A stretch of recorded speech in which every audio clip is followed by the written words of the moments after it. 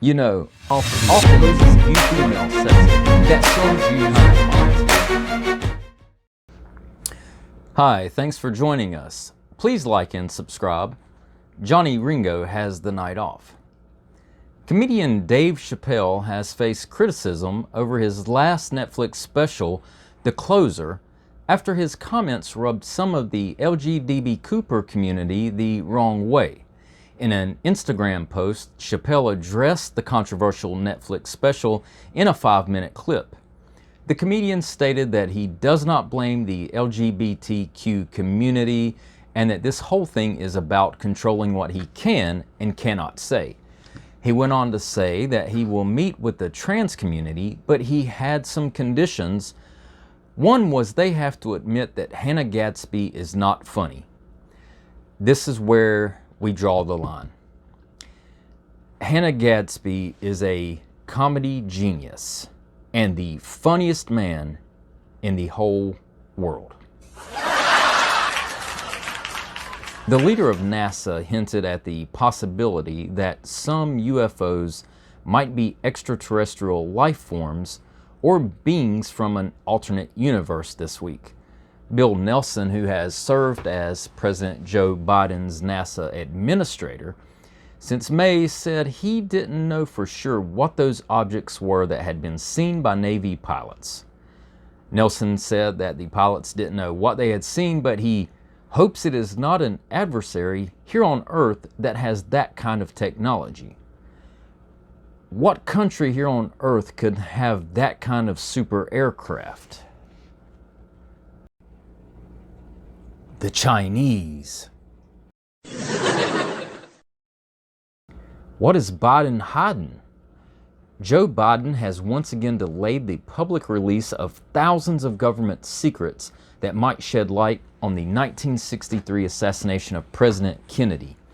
He stated that the National Archives and Records Administration needs more time to conduct a declassification review due to delays caused by, you guessed it, the coronavirus. The documents are rumored to contain information about the assassination, an alleged cover-up, and details about the president's extramarital affairs.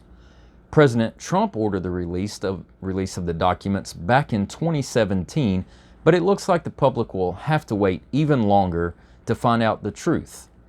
Did or did not the president teabag Marilyn Monroe in the Oval Office? In a heated development, the UK's Climate Change Committee advisory body says leaders have not done enough to meet the ambitious goal of cutting emissions by 2030.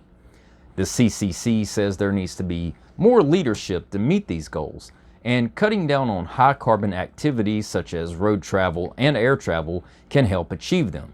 Meanwhile, the auto industry opposes the whole cutting down on car travel idea, and the airplane industry just hates the cutting down on air travel idea.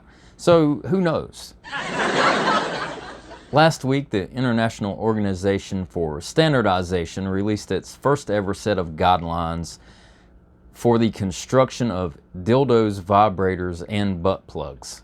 The requirements lay out the materials and their function for safe contact with sensitive areas of the human anatomy. With the sex toy industry coming in at $30 billion in global sales and growing in size and girth every year, less endowed companies are finding it harder to stroke out their fair share of the market. While opponents say the new guidelines don't go deep enough, others say it leaves them feeling satisfied. We think everyone involved will have a happy ending.